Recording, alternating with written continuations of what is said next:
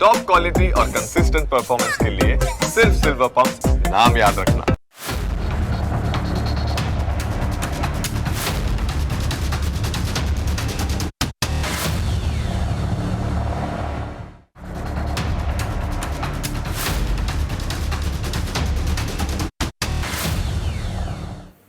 Social media પર અત્યારે એક શબ્દની ખૂબ જ ચર્ચાઓ થઈ રહી છે. આ શબ્દ છે ઓટોફેજી.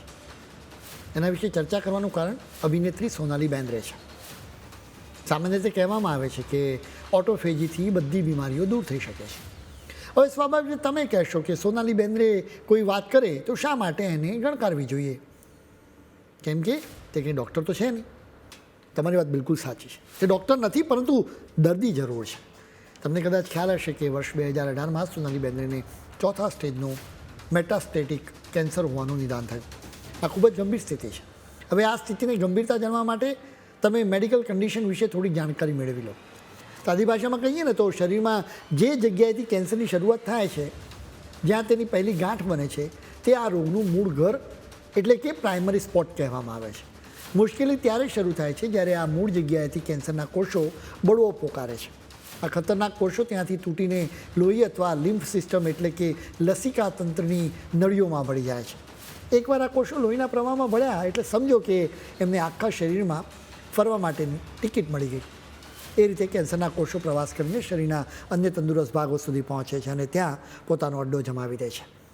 નવી જગ્યાએ પહોંચીને તેઓ ફરીથી ગુણાકાર થવા લાગે છે અને ત્યાં પણ નવી ગાંઠ એટલે કે ટ્યુમર બનાવવા લાગે છે.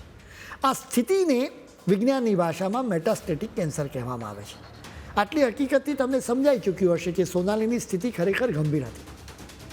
હવે સોનાલીએ હાલમાં જ એક ઇન્ટરવ્યૂમાં કેન્સર સામેની તેની લડાઈ વિશે વાત કરી, જેમાં તેણે ખાસ કરીને ઉપવાસ પર ભાર મૂક્યો હતો. તેણે કહ્યું કે તે રોજ 18થી 20 કલાક ઉપવાસ કરે છે. સામાન્ય રીતે તે એકવાર પાક્કું ભોજન ચોક્કસ કરે છે, જ્યારે બીજી વખત હળવું ભોજન કરે છે. ક્યારેક તે 2 વાર જમે છે. તેણે એમ પણ કહ્યું કે ઓટોફેજીથી તેને ખૂબ જ રાહત મળી હતી. એટલે જ તો અત્યારે એની ખૂબ ચર્ચાઓ થઈ રહી છે. ખાસ કરીને મેડિકલ જગતના લોકો એના વિશે ખૂબ ચર્ચા કરી રહ્યા છે. આમ તો સોનાલીએ ગયા વર્ષે પણ એક ઇન્ટરવ્યૂમાં આવી વાત કહી હતી. જોકે મેડિકલ જગતના લોકો તેની વાતથી ઘણા ખરા અંશે સંમત નથી. સૌથી પહેલાં તો એ જાણીએ કે આખરે ઓટોફેજી છે શું. આપણા શરીરની અંદર એક એવો અદ્ભુત જાદુ છુપાયેલો છે જે આપણને અંદરથી એકદમ ચમકાવતો રાખે છે, અને એ જાદુનું નામ છે ઓટોફેજી. હવે આ ભારે ભરખમ શબ્દ જે વૈજ્ઞાનિક છે એને સાંભળીને ગભરાવાની બિલકુલ જરૂર નથી, કારણ કે તેનો સાદો અને સીધો સંબંધ આપણા પરંપરાગત ઉપવાસ સાથે છે.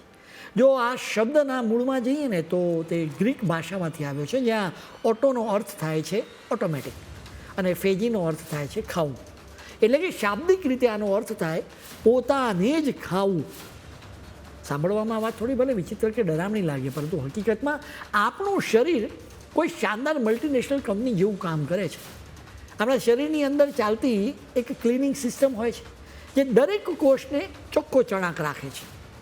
આપણા શરીરના અબજો કોષોની અંદર એક સુપર સ્માર્ટ હાઉસકીપિંગ ટીમ બેઠેલી છે. આ ટીમ સતત નજર રાખ્યા કરે છે કે કયો કોષ જૂનો થઈ ગયો છે, કયો નકામો છે કે કયા ભાગમાં ભંગાણ પડ્યું છે. જેવો આવો નકામો કચરો દેખાય કે તરત જ સિસ્ટમ સક્રિય થઈ જાય અને એ કચરાને તોડી નાખે. મજાની વાત એ છે કે શરીર આ કચરાને ફેંકી નથી દેતું, પરંતુ તેને રિસાયકલ કરીને તેમાંથી એકદમ નવા અને હેલ્ધી કોષો બનાવે છે. આને તોડફોડ સમજવાને બદલે ઘરનું મસ્ત મજાનું રિનોવેશન ગણી શકાય, જ્યાં જૂનું ફર્નિચર હટાવીને એ જ લાકડામાંથી કંઈક નવું અને ચમકતું બનાવી લેવાય. જ્યારે આપણું શરીર કોઈ તણાવમાં હોય, જેમ કે વધતી ઉંમર હોય, કોઈ બીમારી હોય કે પછી આપણે ઉપવાસ પર હોઈએ, ત્યારે આ સિસ્ટમ રોકેટની ગતિએ કામ કરવા લાગે છે. સામાન્ય રીતે જ્યારે આપણે ગમે ત્યારે ગમે તે ચાવતા રહીએ છીએ ત્યારે શરીરને બધી જ એનર્જી ખોરાક પચાવવામાં જ વપરાઈ જાય છે અને સફાઈ કામદારો આરામ કરવા જતા રહે છે. પણ જેવું આપણે લાંબો સમય ખાવાનું બંધ કરીએ, એટલે કે ઉપવાસ કરીએ, ત્યારે શરીરને બહારથી ઈંધણ મળતું બંધ થઈ જાય. આવા સમયે શરીર પોતાની અંદર સંતાયેલા એવા નકામા કચરા અને બીમાર કોષોને બાળીને ઉર્જા મેળવવાનું શરૂ કરે. આમ ભૂખ્યા રહેવું એ વાસ્તવમાં શરીરને અંદરથી એકદમ નવું, નક્કોર અને મજબૂત બનાવવાની કુદરતી થેરાપી છે.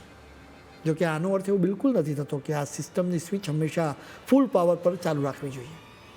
નિષ્ણાતો બહુ સ્પષ્ટ શબ્દોમાં ચેતવણી આપે છે કે અહીં અતિરેક નહીં પરંતુ સંતુલન અસલી ચાવી છે. ઓટોફેજી એક મધ્યમ અને સ્વસ્થ સ્તરે ચાલતી રહે તે જ ખૂબ જરૂરી છે. તેને કોઈપણ સંજોગોમાં પરાણે અતિશય ખેંચીને ચરમસીમાએ લઈ જવી હિતાવહ નથી. જોવા જઈએ ને તો આપણે ત્યાં ઉપવાસને વૈજ્ઞાનિક નામ આપવામાં આવ્યું છે. આ કન્સેપ્ટ આપણો છે, પરંતુ એના માટેનો જશ એક જાપાની વૈજ્ઞાનિકને મળ્યો. વર્ષ 1960ના દાયકામાં કોષ વિજ્ઞાનીઓએ પહેલીવાર ઓટોફેજીને નોટિસ કરી હતી. પણ આ પ્રક્રિયા પાછળ કયા જીન્સ અને કઈ સિસ્ટમ કામ કરે છે તે વર્ષો સુધી એક રહસ્ય જ રહ્યું. આ રહસ્ય પરથી જાપાની વૈજ્ઞાનિક યોશિનોરી ઓશિમુએ પડદો ઉઠાવ્યો. તેમણે ઈસ્ટ એટલે કે આથો લાવનારા કોષો પર રિસર્ચ કરીને એવા ખાસ જીન્સ શોધી કાઢ્યા જે ઓટોફેજી માટે જવાબદાર છે, અને જીવંત કોષોની અંદર આખી સિસ્ટમ કેવી રીતે કામ કરે છે એનો આખો નકશો દુનિયા સામે મૂક્યો. આ ઐતિહાસિક સંશોધન માટે ઓશિમુને વર્ષ 2016માં નોબેલ આપવામાં આવ્યો. હવે મૂળ વાત પર આવીએ કે ઓટોફેજીથી કેન્સર જેવી બીમારીઓ પણ દૂર થાય કે નહીં. સંશોધકોએ જોયું છે કે ઓટોફેજીના કારણે કોષો ગરડા થવાની પ્રક્રિયા ધીમી પાડે છે અને પાર્કિન્સન્સ અને અલ્ઝાઇમર્સ જેવા રોગો માટે જવાબદાર ખરાબી પ્રોટીનનો જમાવડો ઘટે છે. એટલે જ નહીં, એ કેન્સરની ગાંઠ બને એ પહેલાં જ ખરાબ કોષોને સાફ કરવામાં શરીરને મદદ પણ કરી શકે છે. પરંતુ કેન્સરના નિષ્ણાત ડૉક્ટરો અહીં એક બહુ મોટી અને મજબૂત લક્ષ્મણ રેખા દોરી રહ્યા છે. ઓટોફેજી એ કેન્સરની સારવારનો કોઈ સ્વતંત્ર ઇલાજ નથી.